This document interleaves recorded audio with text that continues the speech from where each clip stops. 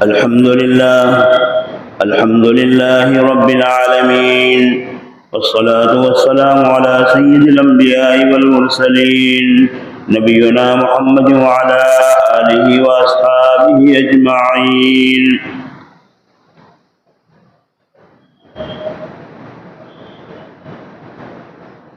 نبی کریم صلی اللہ علیہ وسلم نے فرمایا ہے کہ اس امت کو بہت بڑے 4 فتنے اور آزمائشیں پیش آئے گی۔ پہلی آزمائش ایسی ہوگی کہ جس کے اندر مال و دولت کو لوٹا کھس ہو جائے گا۔ چنانچہ یہ حالات تو اس امت کے اوپر پہلے گزر چکے ہیں کہ ظالم حکومتوں نے، ظالم لوگوں نے اپنے ماتحتوں کے مال کو لوٹا کھسوٹا، اور لوٹنے کھسوٹنے کی مختلف شکلیں ہوتی ہیں۔ کبھی تو ٹیکس لگا کر، کبھی اور طریقے سے تاوان لگا کر مال لوٹا گیا، جس کی بہت تفصیل ہے جو میں پہلے بیان کر چکا ہوں۔ دوسری آزمائش ہوگی کہ جس کے اندر مال بھی لوٹا جائے گا اور قتل و غارت گری بھی ہوگی۔ چنانچہ تاتاجوں کا فتنہ، جس کے اندر لاکھوں مسلمان مارے گئے، لوٹے گئے۔ ایسے ہی مختلف ملکوں میں مختلف شکلوں میں دنگے فساد ہوتے ہیں، جائیدادیں جلائی جاتی ہیں، مال لوٹا جاتا ہے، سینکڑوں ہزاروں کی تعداد میں لوگ مارے بھی جاتے ہیں۔ اس آزمائش سے بھی امت گزری اور گزر بھی رہی ہے۔ اور تیسرا فتنہ ایسا ہوگا کہ جس کے اندر مال بھی لوٹا جائے گا، قتل و غارت گری بھی ہوگی، اور عورتوں کی عزت دری بھی ہوگی، زنا اور بدکاری سے کیا جائے گا۔ چنانچہ عراق کی جنگ کے اندر مسلمان عورتوں کے ساتھ ظالم فوجوں نے کیسی کیسی بدکاریاں کی، اور پھر اس کے بعد ان کی شرمگاہوں میں گولیاں مار مار کر ان کو ہلاک کیا گیا۔ صومالیہ کے اندر بھی ایسی ہوئی کہ عورتوں سے بدکاریاں ہوئی، پھر اس کے بعد ان کے سینوں کو کاٹا گیا، شرمگاہوں کے اندر گولیاں بھی ماری گئی، اور لاکھوں کی تعداد میں وہاں بھی مارے گئے۔ یہ فتنہ آزمائش بھی امت کے اوپر گزرا اور گزر بھی رہا۔ اور تیسرے آزمائش اور فتنے کے بارے میں سرکار دو عالم صلی اللہ علیہ وسلم نے فرمایا ہے کہ وہ فتنہ ایسا ہوگا کہ جس کے اندر تباہی ہوگی، ہر قسم کی تباہی۔ چنانچہ جو ہے اس کی ابتدا عراق وغیرہ سے ہو چکی ہے، جہاں پر تقریباً 20 لاکھ کے قریب لوگ مارے گئے، مسلمان مارے گئے، بچوں کو بھوکا مارا گیا، داؤں کے بغیر ان کو تڑپایا گیا، اور اب بھی یہ سلسلہ کسی نہ کسی شکل کے اندر جاری ہے، اور ایک وقت آئے گا کہ تباہی اور بڑھ جائے گی۔ اور اس کے بعد جو ہے یہ دنیا کی فنا ہوگی، لیکن اس میں بھی پھر بہت بڑی جنگ ہوگی، جس کے اندر جو ہے 2/3 انسان مارے جائیں گے، اور اس کی ابتدا بھی ہو چکی ہے۔ چنانچہ نبی کریم صلی اللہ علیہ وسلم نے ان آزمائشوں اور فتنوں کو مختلف شکلوں کے اندر، مختلف روایتوں کے اندر بیان بھی فرمایا ہے، جو احادیث کی کتابوں میں تفصیل سے ملتی بھی ہے۔ ایسے ہی پھر اس کے بعد دجال فتنہ شروع ہوا، اور اب تک جاری ہیں۔ اصل دجال کے آنے سے پہلے یہ سارے فتنے جو ہیں دنیا کے اندر وجود میں آ رہے ہیں، اور یہ ایسی آزمائشیں ہیں کہ جو امت کے بس کی بات نہیں ہوگی۔ چنانچہ آج پوری دنیا کے اندر خوراک اور پانی کے اوپر قبضہ کرنے کی جنگیں جاری ہیں، اور تقریباً پانی کے ایک بہت بڑے حصے کے اوپر دشمنان اسلام کا قبضہ ہو بھی چکا ہے۔ چنانچہ حضرت اسماء بنت امیس انصاریہ، حضرت اسماء بنت یزید انصاریہ رضی اللہ تعالیٰ عنہ کی روایت ہے کہ ایک مرتبہ نبی کریم صلی اللہ علیہ وسلم میرے گھر پر تشریف لائے، دجال کا تذکرہ ہوا۔ دیکھیے صحابہ کرام جہاں بھی جمع ہوتے تھے یہ تذکرہ ضرور ہوتا تھا۔ آج اس کا تذکرہ ہی بھول گئے ہیں، بہت سے لوگوں کو تو خبر بھی نہیں، اور بہت سے لوگ تو اس کا افسانہ ہی سمجھتے ہیں۔ اس لیے کہ مغربی میڈیا کے اوپر ایسے پروپیگنڈے ہو رہے ہیں کہ جس کی وجہ سے احادیث کے اوپر جو لوگ مغربی میڈیا سے متاثر ہیں اس کے اوپر ان کے لیے یقین کرنا مشکل ہے۔ تو اس کے بارے میں بھی ایسے غلط پروپیگنڈے ہو رہے ہیں کہ دجال کیا چیز ہے۔ بہت سے نے تو اس کا انکار ہی کر دیا، بہت سے لوگ کسی ملک کو دجال بتا رہے ہیں، لیکن حقیقت میں یہ ہے کہ ایک شخص واحد ہے جس کے بارے میں نبی کریم صلی اللہ علیہ وسلم نے ایک مرتبہ نہیں سینکڑوں مرتبہ بیان فرمایا، اس کی علامتیں بھی بیان فرمائی۔ چنانچہ اسماء بنت یزید انصاریہ کی روایت ہے جس کا خلاصہ میں بیان کر، لمبی چوڑی حدیث ہے لیکن اس کا خلاصہ میں بیان کر رہا ہوں اپنے الفاظ میں۔ دجال کا تذکرہ شروع ہوا تو نبی کریم صلی اللہ علیہ وسلم نے فرمایا کہ دجال سے آنے سے 3 سال پہلے سال میں 1/3 1/4 بارش روک لی جائے گی اور پیداوار بھی اتنی روک لی جائے گی۔ دوسرے سال 2/3 میں بارش روک لی جائے گی اور پیداوار بھی اتنی کم ہو جائے گی۔ تیسرے سال میں کلی طور پر بارش روک لی جائے گی۔ جتنے بھی کھر والے، جن کے پیروں میں کھر ہوتا ہے، وہ کھر والے جانور اور دانتوں والے جانور سب کے سب ہلاک ہو جائیں۔ تو گویا خوراک کی بھی کمی ہو جائے گی، حلال جانوروں کی بھی کمی ہو جائے گی۔ پھر اس کے بعد فرمایا کہ دجال جو ہے اس کے سامنے ایک دیہاتی آئے، پوری دنیا میں وہ تو گھومے گا نہیں، اور اس کے گھومنے کے ایسے انتظامات ہو گئیں گے تو وہ جو ہے بہت ہوا کی طرح اس کا گھومنا ہوگا، لیکن کوئی آبادی، کوئی شہر ایسا نہیں ہوگا جہاں پر اس کا اثر نہیں ہو۔ چنانچہ جو ہے اللہ کی طرف سے آزمائش بھی کتنی کڑی ہوگی بھی دیکھیں۔ اس لیے کہ جو ہے دوستو، خالص سونا کو پہچاننے کے لیے سونار بھی کیا کرے گا، اس کو آگ میں تپائے گا، آگ میں تپانے کے بعد کہے گا کہ اس کے اندر کتنا میل ہے اور کتنا سونا ہے۔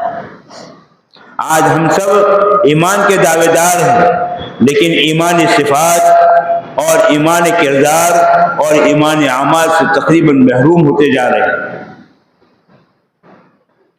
جھوٹ، فریب، مکاری آج اتنا عام ہو چکا ہے کہ جھوٹ کو جھوٹ سمجھا نہیں رہا ہے، دھوکے کو دھوکہ نہیں سمجھا رہا ہے، مکاری کو مکر نہیں سمجھ رہا ہے، اور آدمی کے لیے حق اور سچ اور باطل کو سمجھنا مشکل ہو گیا ہے۔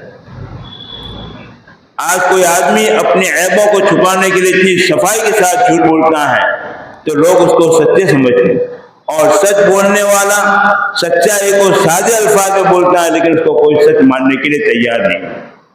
چنانچہ حدیث پاک میں آتا ہے کہ دجال اس وقت تک نہیں آئے گا جب تک کہ جھوٹے کو سچا، سچے کو جھوٹا، خیانت کرنے والے کو امانت دار اور امانت دار والوں کو خیانت دار نہیں سمجھا جائے۔ آج ہی صفائی کے ساتھ جھوٹ بولنے والے بولتے ہیں اور لوگ اس کو سچ سمجھ لیتے ہیں۔ خیانت کرنے والے خیانت کرتے ہیں، چاہے سرکاری خزانہ میں ہو یا کسی اپنے ذاتی مکان ملکیت میں کسی میں بھی ہو، لیکن لوگ اس کو خیانت نہیں سمجھتے۔ اور ایک آدمی خیانت کے امانت داری کے ساتھ سیدھے سادے طریقے سے اپنا انتظام کرتا ہے تو لوگ اس کے اوپر تہمتیں لگاتے ہیں، لوگ اس کو خیانت دار سمجھتے ہیں۔ یہی تو علامت ہے دجال کیا نہیں۔ چنانچہ جو ہے وہ دجال ایک دیہاتی اس کے سامنے آئے گا تو اس دیہاتی سے کہے گا کیا کیوں مجھے رب نہیں مانے گا اگر میں تیرے مرے ہوئے اونٹوں کو زندہ کر دوں تو؟ دیکھو اللہ تعالیٰ کیسے آزما دے۔ یہی ہے وہ ایمان کی کسوٹی جہاں پر اچھے اچھے لوگ اپنا ایمان کھو بیٹھیں گے اور ایمان سلامت نہیں رہے گا۔ دوستو، بڑے رونے کی اور بے فکر کی بات ہے، لیکن آج اس کے اوپر نہ میں رونا آتا ہے نہ فکر ہوتی ہے۔ چنانچہ وہ دیہاتی سے کہے گا کہ اگر میں تیرے مرے ہوئے اونٹوں کو زندہ کر دوں تو کیا کیوں مجھے رب نہیں مانے گا؟ وہ کہے گا کہ میں ضرور مانوں گا۔ چنانچہ دجال کے ساتھ دنیا بھر کے شیاطین جمع ہو جائیں گے اور کہیں گے کہ آقا جو خدمت ہو ہم خدمت کرنے کے لیے تیار ہیں۔ شیطان کہیں گے، کیونکہ شیطان جو ہے سارے کے سارے وہ جنات کی قسم میں سے، اور اللہ نے جنات کو روح بدلنے کی طاقت دی ہے، وہ اپنے روح کو جس شکل میں چاہے بدل سکتا ہے۔ چنانچہ جو ہے وہ دیہاتی کہے گا کہ اگر زندہ کر دیتا میں تجھے رب مانوں گا۔ چنانچہ وہ شیطان کو حکم دے گا تو شیطان جو سارے کے سارے اس کی ان کی شکل میں آئیں گے سامنے۔ وہ دیہاتی دیکھا کہ جو واقعتاً میرے اونٹ ہیں اور ان کی کوکھیں دودھ سے بھری ہوئی ہوگی، گوشت سے بھری ہوگی، اور ان کے تھن دودھ سے بھرے ہوئے۔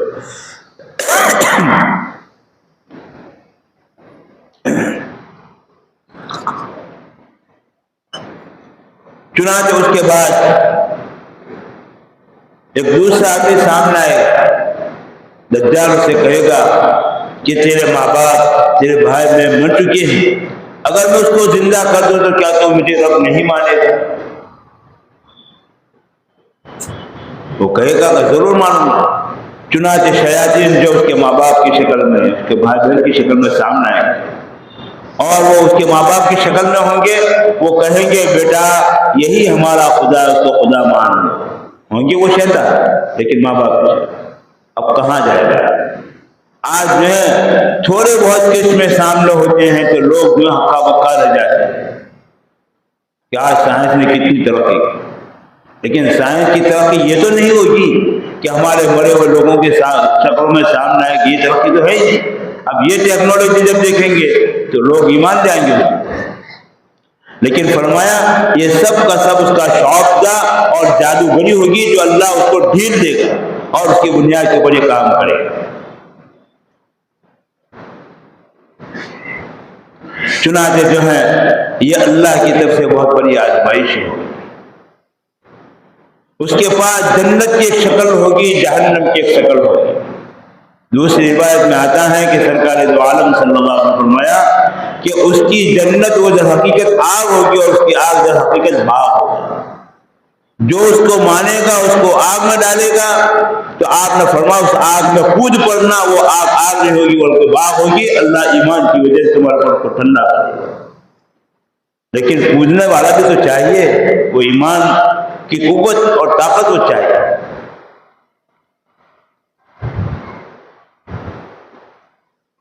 ایسے ہی ایک دوسری روایت ہے حضرت عائشہ رضی اللہ تعالیٰ عنہ کی کہ ایک مرتبہ نبی کریم صلی اللہ علیہ وسلم نے دجال کا تذکرہ فرمایا تو صحابہ کرام نے پوچھا کہ اس وقت سب سے بہترین مال کیا ہوگا؟ سنیے، دھیان سے سنیے، دل کے کانوں سے سنیے۔ آج ہم اپنی اولاد کو کہاں کہاں جو ہے گھما رہے ہیں اور کیسا کیسا بنا رہے ہیں، دوست سے کچھ کام نہیں ہے۔ ایک اولاد اگر اس نے دینی تعلیم حاصل نہیں کیا تو اس کے اوپر ہمیں کوئی افسوس نہیں ہوتا، لیکن وہی اولاد جب دنیاوی تعلیم میں ترقی ہوتی ہے تو ماں باپ اکڑے اکڑے چلتے ہیں۔ صحابہ کرام نے پوچھا کہ سب سے بہترین مال کیا ہوگا؟ آپ نے فرمایا انسان کا وہ لڑکا جو طاقتور ہو۔ طاقتور ہونے سے مراد بدنی طاقت نہیں بلکہ دین کی، ایمان کی طاقت اور قوت اس کے پاس، اور وہ اپنے ماں باپ کے لیے پانی کا انتظام کر دے، اس لیے کہ اس وقت پانی کسی کے پاس نہیں ہو۔ یہ اللہ کی آزمائش ہے، پانی کہیں بھی نہیں ہوگا، اپنے ماں باپ کے لیے پانی کا انتظام کر۔ وہ کون سی اولاد ہوگی؟ جو دیندار ہوگی، جس کے اندر تقویٰ ہوگا، جس کا ایمان قوی ہوگا۔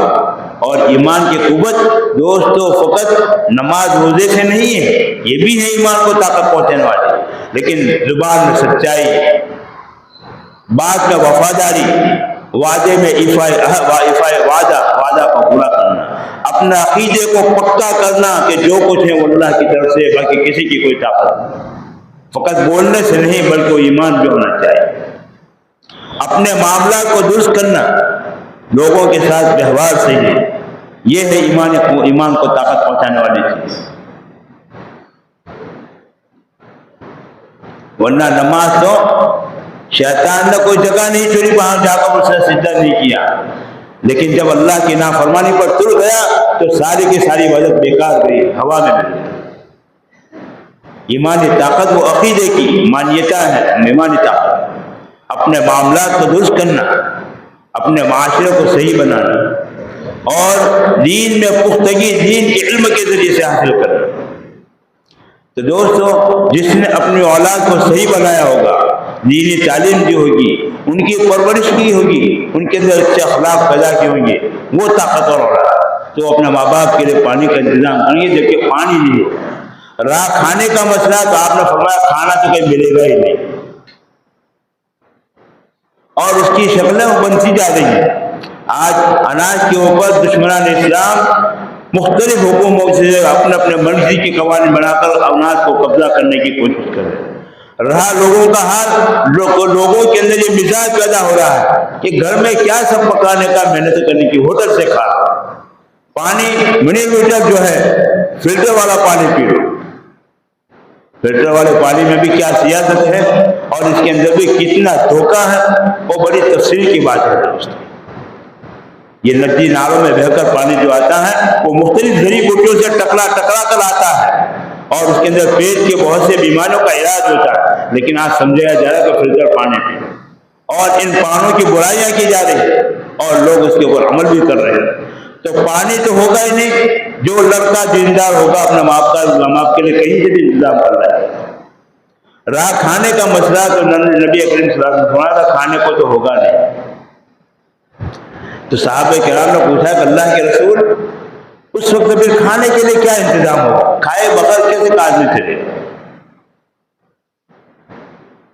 اسماء بھی فرماتی ہے کہ ہم روٹی پکاتے ہیں اور روٹی ابھی تندور میں ہوتی ہے اور بھوک سے بے قرار ہو جاتے ہیں، حالانکہ روٹی سامنے، تو اس وقت جب ہوگا ہی نہیں تو کیا کریں گے؟ آپ نے فرمایا مومن کا کھانا، کس کا؟ مومن، جس کا ایمان سلامت رہے گا، وہ سچا پکا مومن، پھسپھسے ایمان والے نہیں کہ جو کبھی ادھر کبھی ادھر کبھی ادھر کبھی ادھر، جو مرضی میں آیا وہ دین، جو مرضی میں آیا وہ دین، اور جو مرضی میں آیا جو ہے وہ تقویٰ، جو مرضی میں آیا وہ شریعت نہیں، اپنی مرضی کی شریعت نہیں، اپنی مرضی کا دین نہیں، بلکہ دین اور شریعت وہ جو قرآن حدیث میں بتایا۔ تو مومن کا کھانا تسبیح، تکبیر، تحلیل ہوگی، یعنی سبحان اللہ، الحمدللہ، لا الہ الا اللہ، یہ پڑھیں گے، اللہ تعالیٰ ان کو بھوک سے بے نیاز کر دے۔ اور دوستو اللہ کی قدرت سے کوئی چیز دور نہیں۔ آج فرشتوں کا کھانا کیا ہے؟ یہی تو ہے، فرشتوں کو کھانا تھوڑے کھاتے ہیں، وہ ان کی تسبیح و تحلیل ان کا کھانا ہے۔ تو بہرحال نبی کریم صلی اللہ علیہ وسلم نے فرمایا کہ ان کا کھانا تسبیح و تحلیل ہوگا۔ عائشہ صدیقہ رضی اللہ عنہا نے فرمایا کہ اللہ کے رسول کے اس وقت عرب کم ہوں گے؟ عرب کہاں ہوں گے؟ فرمایا وہ کم ہوں گے۔ کم ہونے کا مطلب تعداد میں نہیں، گنتی میں نہیں، بلکہ عرب جو غیرت مند عرب ہوتے ہیں ان کے اندر غیرت ہوتی ہے کہ وہ باطل کو دیکھتے ہیں تو مرنے ماننے کے لیے اور باطل کو ختم کرنے کے لیے تیار ہو جاتے تھے، ورنہ آج عیاشوں میں پڑے۔ ایسے عربوں کی تعداد جس کے اندر دینی غیرت ہو، دینی حمیت ہو اور دین کی خاطر مرنا جانتے ہوں، ایسے عربوں کی تعداد بہت کم ہو۔ یاد رکھنا۔ ایسے ہی ایک اور آزمائش ہوئی، حضرت سفینہ رضی اللہ تعالیٰ عنہ جو نبی کریم صلی اللہ علیہ وسلم کے آزاد کردہ غلام تھے۔ بہت سی روایتیں ان سے ہیں، ایک روایت یہ بھی ہے کہ جب دجال نکلے گا تو اس کے ساتھ کھانا ہوگا، اس کے ساتھ پینا ہوگا، جو اس کو مانے گا اس کو کھانا دے گا، اس کو پانی دے گا، جو اس کو نہیں مانے گا اس کو جو ہے کھانے پینے سے محروم کرے گا۔ کھانے اور پینے سے بے تاب ہوگا انسان، لیکن اگر ایمان میں کسوٹی کے بعد اس کا ایمان محفوظ رہا تو اس کو یہ کھانا پینا نہ ہونا کوئی نقصان نہیں دے گا۔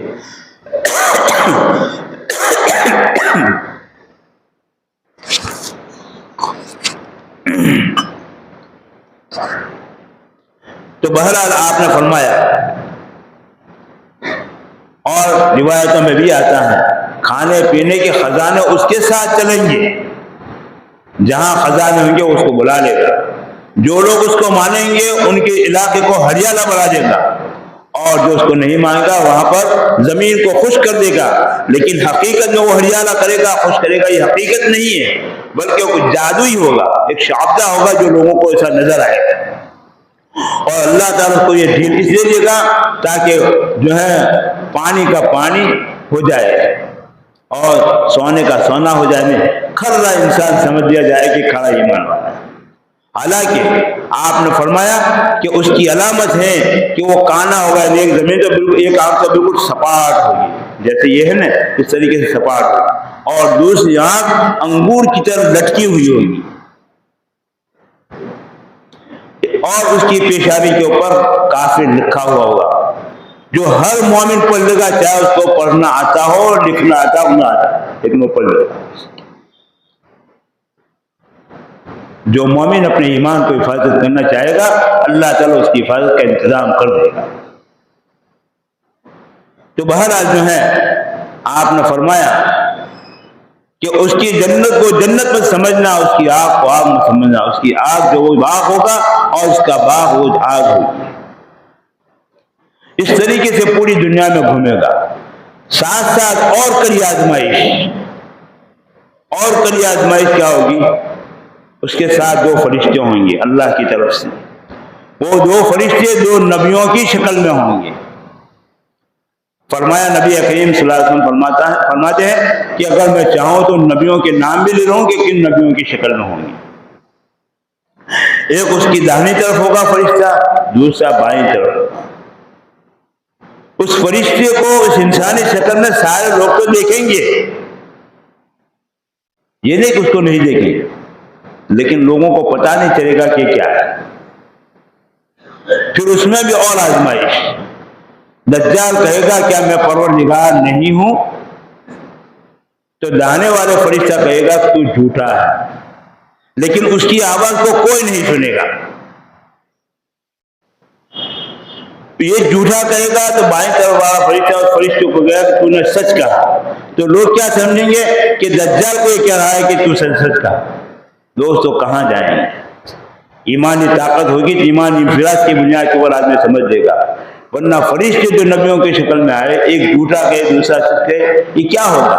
جھوٹا کہنے والا دجال کو کہے گا تو جھوٹا ہے، اور بائیں طرف والا فرشتہ اس فرشتے کو کہے گا تو نے سچ کہا، یعنی جھوٹا کہا یا سچ کہا۔ لیکن داہنے والے فرشتے کی بات کوئی نہیں سننا، کسی کی کان میں وہ آواز نہیں جائے گی، اور بائیں والا فرشتہ جو کہے گا تو نے سچ کہا، تو یہ سب سن لیں گے۔ تو لوگ کیا سمجھیں گے کہ یہ فرشتہ اس دجال کو کہہ رہا ہے کہ تو نے سچ کہا، میں رہو۔ ایسی کڑی آزمائش، ان آزمائشوں کے لیے دوستو ہمیں تیار رہنا پڑے گا، اپنی اولاد کو تیار کرنا پڑے گا، اور اس کی تیاری یہی ہے کہ دین کو صحیح طریقے سے اپناؤ، اپنی زبان میں سچائی پیدا کرو، دھوکہ فریب مکر سے اپنے آپ کو بچاؤ، حرام کھانے سے اپنے آپ کو بچاؤ۔ جیسے میں نے شروع روایت میں کہا کہ پہلا فتنہ جو ہوگا وہ مال کا لوٹنا ہوگا۔ آج دوستو مال کے اوپر لوٹ چلا رہی ہے، کوئی کسی کا لے کر دیتا نہیں، کوئی چیز خریدی ہوئی چیز استعمال کرتا ہے، پیسہ دینے کی بات نہیں، مکان لیا مکان واپس کرنے کی بات نہیں، باپ مر گیا ورثے میں بہنوں کو یا چھوٹے بچوں کو ورثہ دینے کے لیے تیار، یہ بھی تو لوٹ کھس ہوتی ہے نا۔ کوئی ایسا تھوڑا کہ کسی کی دکان پھاڑی اسی کو لوٹ کرے گا، لوٹ کی تو بہت ساری شکلیں۔ ان اخلاق و اطوار سے اپنا آپ کو بچانا ہوگا، یہ برے اخلاق سے اپنا آپ کو بچانا ہوگا، ورنہ دوستو یہ دنیا سرسبز ہے، دیکھنے میں تو بھلی معلوم ہوتی ہے لیکن اس کے اندر زہر ہے۔ جیسے کہ سانپ نقل و نگار والا ہوتا ہے، ظاہر میں نقل و نگار ہوتا ہے لیکن اندر زہر پڑا ہوا ہے۔ اللہ تعالیٰ حفاظت فرمائے۔ بڑی آزمائش اور کڑا دور گزر رہا ہے، اور یہ دور ہم سے بہت قریب ہوتا جا رہا ہے، بہت قریب ہوتا جا رہا ہے، اتنا قریب ہو چکا ہے کہ ابھی کس وقت دنیا میں دھماکہ ہو جائے اور کس وقت جنگ عظیم چھڑ جائے اور ہم کھانے پینے سے محروم ہو جائے، اللہ ہی جانتا ہے۔ اللہ ہمارا حفیظ ہے۔ جب دجال کا یہ تذکرہ ہوا اور آپ صلی اللہ علیہ وسلم جو کسی کام سے تشریف لے گئے تو اسما فرما دی، پھر واپس آئے تو صحابہ کرام کو غم کی حالت میں دیکھا، تو آپ نے فرمایا اسما یہ کیا بات ہے؟ آپ نے فرمایا آپ نے تو دجال کا تذکرہ کر کے ہمارا کلیجہ نکال دیا، اور دوستو ہمارا تھوک بھی نہیں نکلتا ہے، اور صحابہ کرام فرمایا ہمارے کلیجہ نکال دیا۔ یہ حالت ہے دوستو، اور بھی بہت کڑی کڑی آزمائش ہے۔ مختصر یہ کہ عمل کرنے کے لیے اتنا سننا بھی کافی ہے، اور بے حصوں کے لیے بہت کچھ سنانا بھی ناکافی ہے۔ اللہ تعالی ہمارے ایمان کی حفاظت فرمائے، ہمیں ایمان کے اوپر استقامت نصیب فرمائے، اور وعدے میں سچائی، وعدے میں وفائی اور جو بولنے میں سچائی نصیب فرمائے، ہمارے معاملات اور معاشرات کو درست فرمائے، اور اللہ تعالیٰ ایمان کی سلامتی کے ساتھ زندہ رکھے اور ایمان کی حفاظت کے ساتھ اپنی نگرانی میں ہم اٹھائے۔ اللہ تعالیٰ سے دعا بھی کرتے رہو اور اس کے لیے کوشش بھی کرتے رہو۔ اللہ تعالیٰ ہمیں سنی ہوئی باتوں کے اوپر عمل کرنے کی توفیق عطا فرمائے۔